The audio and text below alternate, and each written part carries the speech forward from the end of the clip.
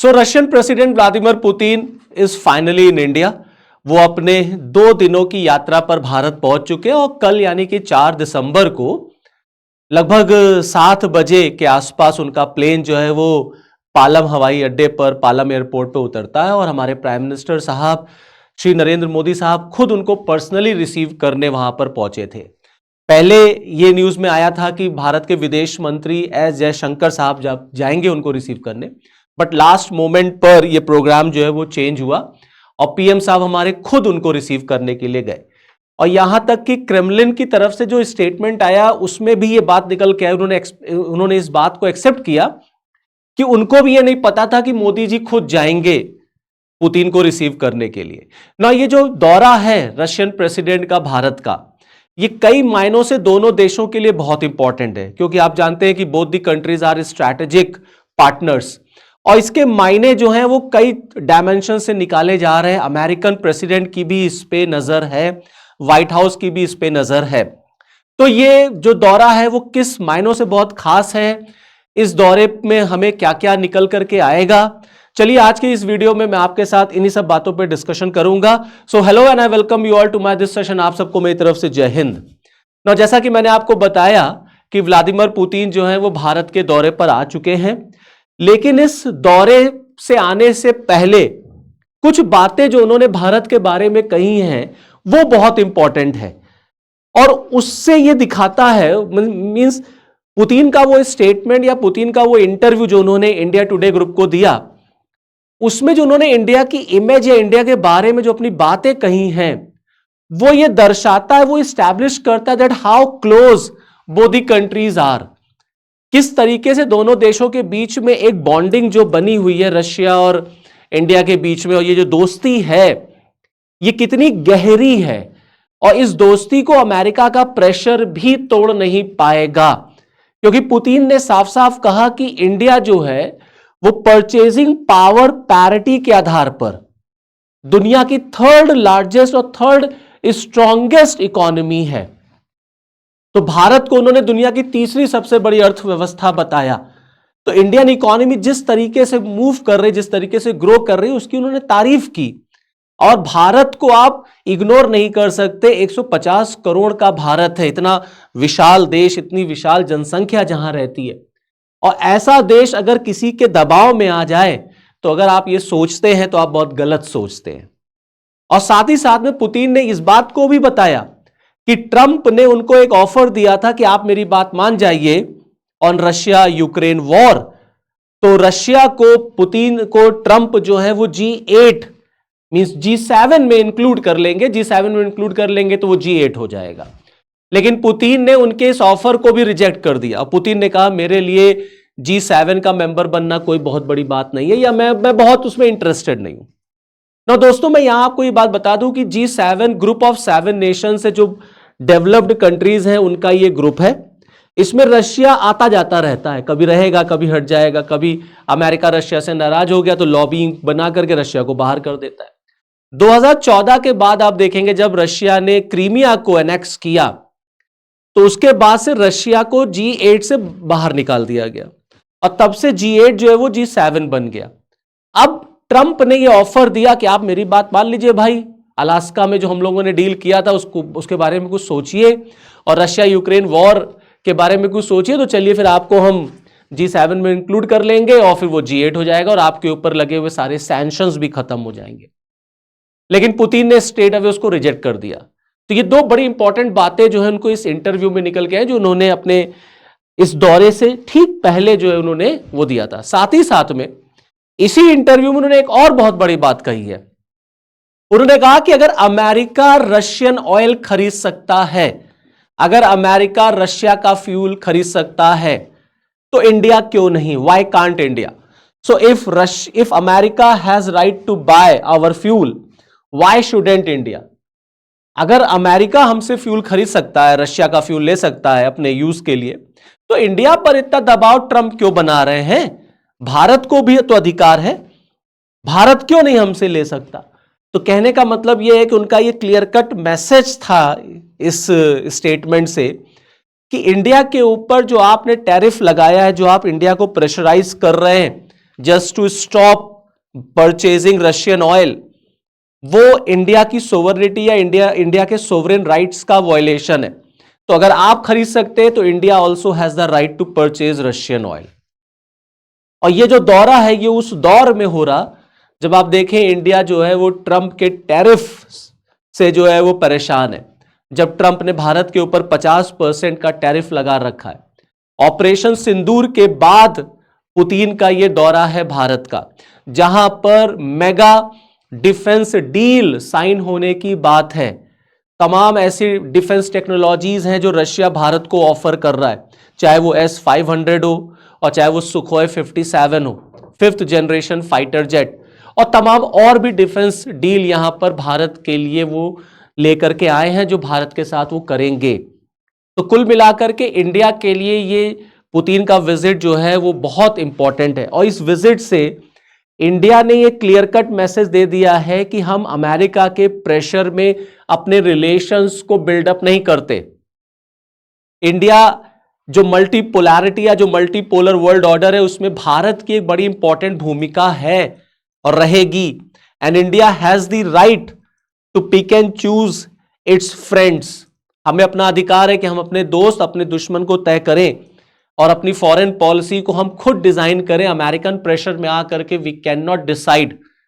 तो कुल मिलाकर के ये भारत की तरफ से भी ये मैसेज, ये संदेश दिया गया, क्योंकि ये जो विजिट है पुतिन का, ये अमेरिका को बिल्कुल भी पसंद नहीं आया होगा, ट्रंप को बिल्कुल भी पसंद नहीं आया होगा कि अब रशिया जो है या इंडिया जो है या इंडिया रशिया जो है वो इस तरीके से आपस में मिले और दोनों के रिलेशंस बहुत अच्छे हों और इंडिया अमेरिका से दूर जाए। क्योंकि अमेरिका को भी पता है कि इस पूरे रीजन में, इस पूरे साउथ एशिया में अगर आपको चाइना को काउंटर करना है, so you need to have India in your own club. आपको भारत की आवश्यकता पड़ेगी चाइना को काउंटर करने के लिए। और आप देखें, अब जो बात मैं आपको बताने जा रहा हूं वो ये दिखाता है कि रशिया किस तरीके से इंडिया को लेकर के सोचता है, उसका इमेज क्या है, उसका परसेप्शन क्या है, और भारत की कितनी, मतलब एक तरीके से आप समझ लीजिए कितनी अच्छी इमेज जो है वो रशिया के लिए रहती है और रशिया कितना रिस्पेक्टफुल एटीट्यूड रखता है भारत के लिए। अब आप देखिए इस विजिट से ठीक पहले रशिया की जो पार्लियामेंट है, जो उसका जो लोअर हाउस है डूमा, उन्होंने भारत के साथ एक बहुत इंपॉर्टेंट जो पैक्ट हुआ था रेलॉस, उसको उन्होंने पास कर दिया।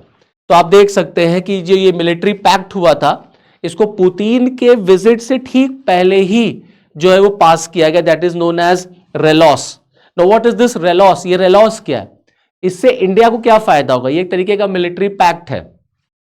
No RELOS stands for reciprocal exchange of logistic support agreement. RELOS is reciprocal exchange of logistic support agreement. ये एक कुल मिलाकर आप समझ लीजिए एक लॉजिस्टिक सपोर्ट एग्रीमेंट है, एक दूसरे के जो है बेसिस का इस्तेमाल करना, मिलिट्री बेस का इस्तेमाल करना। तो यहां पर इस एग्रीमेंट के बाद अब क्या होगा, तो इस एग्रीमेंट से दोनों देश एक दूसरे के मिलिट्री बेस का इस्तेमाल कर पाएंगे, एक्सचेंज कर पाएंगे। फ्यूल यहां पर आपको जो है वो यूज होने को मिलेगा, फूड है, रिपेयर सर्विस है, स्पेयर पार्ट है, एयरफील्ड है, सी पोर्ट्स है। एक दोनों देश India as well as Russia दोनों एक दूसरे को ये सारी फैसिलिटीज में हेल्प करेंगे, ये सारी फैसिलिटीज वो एक्सचेंज कर पाएंगे। तो दोनों देशों के लिए रेलॉस बहुत इंपॉर्टेंट है। So why RELOS is important? So सबसे पहला रेलॉस जो है वो एक तरीके से मनी सेविंग है, समय बचेगा, पैसा बचेगा। तो मनी कैसे बचेगा भाई? आपको नया अपना बेस नहीं बनाना, आपको नया बेस नहीं बनाना। जैसे अगर यहां पर मान लीजिए इंडिया और रशिया के बीच में ये एग्रीमेंट हुआ, so Indian navy, Indian forces can use the base of Russia and Russia can use the base of India. तो रशिया इंडियन ओशन में आकर के भारत के बेस का इस्तेमाल कर सकता है, हमारे नेवीज का इस्तेमाल कर सकता है, हमारे एयरक्राफ्ट्स का जो है वो इस्तेमाल कर सकता है, उनके एयरक्राफ्ट्स का हम इस्तेमाल कर सकते हैं, उनके फाइटर जेट्स आपके एयरक्राफ्ट पर लैंड कर सकते, उतर सकते हैं। तो कुल मिलाकर के पैसे की बचत है। हेल्प्स इन फास्टर रिस्पॉन्स, तुरंत आपको कहीं जवाबी कार्रवाई करनी है मान लीजिए, तो आपको एक फास्टर रिस्पॉन्स के लिए बना बनाया आपको एक जगह मिल जाएगी, एक इंफ्रास्ट्रक्चर मिल जाएगा। तो आपको जाकर के इंफ्रास्ट्रक्चर नहीं पहले बिल्डअप करना।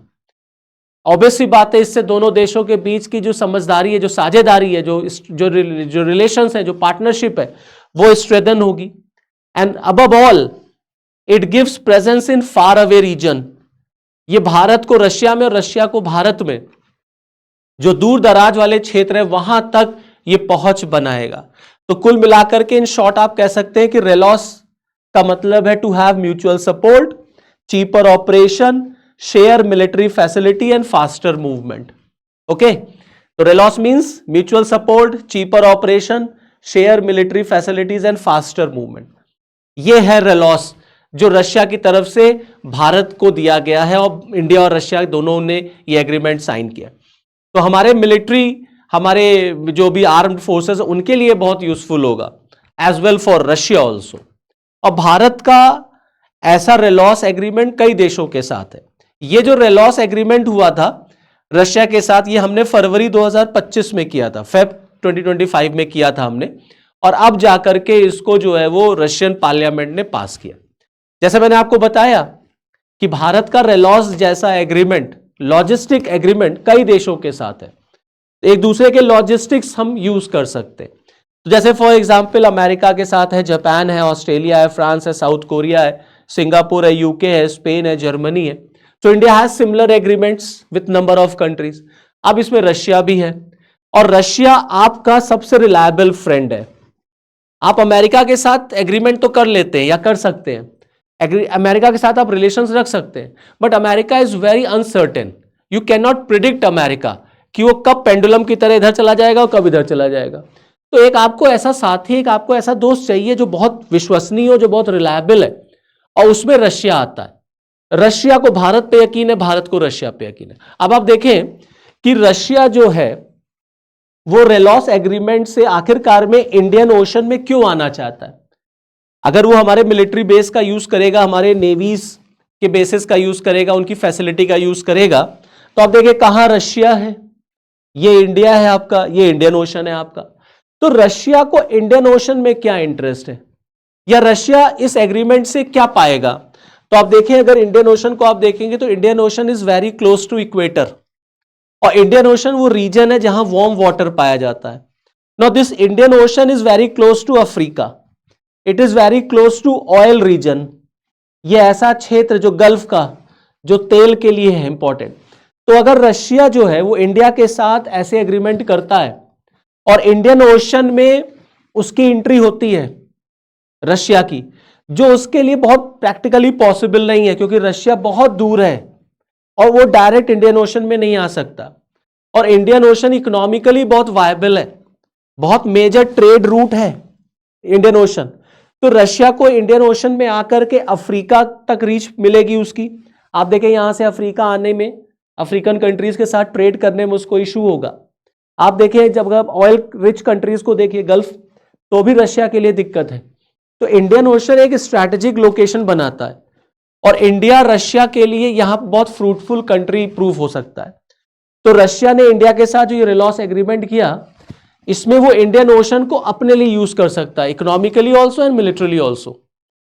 सो Russia can have trade with Africa, Russia can have trade with oil region, जो गल्फ कंट्रीज है उनके साथ, और इंडियन ओशन का जो ट्रेड लिंक है उसका वो इस्तेमाल कर सकता है रशिया।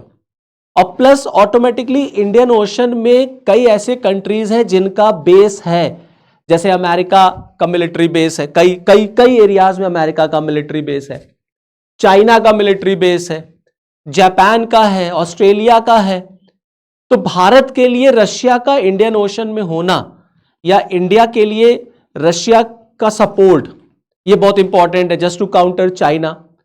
क्योंकि अगर हमको इंडियन ओशन में, क्योंकि देखिए चाइना का मिलिट्री बेस आप देखें श्रीलंका में आपको मिल जाएगा, हम्बनटोटा पोर्ट जो है वो चाइना ही के पास है। तो अगर रशिया जैसा एक विश्वसनीय, एक सच्चा दोस्त आपको मिल जाए इस पूरे रीजन में, इंडियन ओशन में, तो आप चाइना को काउंटर कर सकते हैं। अमेरिका को हम ले सकते हैं, अमेरिका को अपने साथ, बट अमेरिका, मैंने बताया ना, अमेरिका इज वेरी अनप्रेडिक्टेबल। तो अमेरिका पे आप यकीन नहीं कर सकते। तो इसीलिए अगर रशिया आपके साथ आएगा तो इंडिया के लिए भी फायदेमंद है, रशिया के लिए भी फायदेमंद है। ये एक बहुत इंपॉर्टेंट बात है और इसीलिए इंडिया के लिए ये रेलॉस एग्रीमेंट बहुत फ्रूटफुल होगा as far as military, as far as our preparation in Indian Ocean is concern.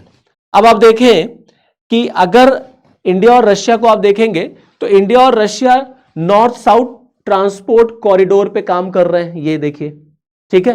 तो इंडियन ओशन में आने से रशिया को इकोनॉमिकली भी बहुत फायदा होगा। अब आप देखें कि ये जो नॉर्थ साउथ ट्रांसपोर्ट कॉरिडोर है, ये मुंबई से सीधे रशिया को जोड़ना, अभी हमारा जो व्यापार होता है वो इस रूट से होता है, ऐसे हम ऐसे पहुंचते हैं रशिया, यहां से गए इस तरीके से स्विस कैनाल होते हैं, मेडिटेरियन सी होते हुए, फिर ऐसे होते हुए हम रशिया पहुंचते हैं, सेंट पीटर्सबर्ग पहुंचते हैं। अब इंडिया और रशिया काम कर रहे हैं नॉर्थ साउथ ट्रांसपोर्ट कॉरिडोर पर, एक बेटर कनेक्टिविटी हो जाएगी, तो रशिया का इंडियन ओशन तक रीच बढ़ जाएगा। इसके साथ ही साथ आप देखें, जो मैंने आपको ये बताया कि एक तो ये रूट है हमारा, आप देखें ये लगभग मुंबई से अगर आप सेंट पीटर्सबर्ग को देखेंगे तो मोर देन 8000 नॉटिकल माइल्स का ये डिस्टेंस है, ये वाला ऐसे। अब आप देखें जो काम हो रहा है, अब इंडिया जो है वो रशिया के जो फार ईस्ट वाला रीजन है, ये फार ईस्ट जो एनर्जी के लिए बहुत रिच है माना जाता है, इंडिया यहां पर रशिया के साथ मिलकर के एनर्जी रिसोर्सेस पे काम कर रहा है। इसीलिए एक अल्टरनेटिव रूट देखिए, ये है हमारा, जो चेन्नई से जोड़ेगा व्लादिवोस्टॉक को।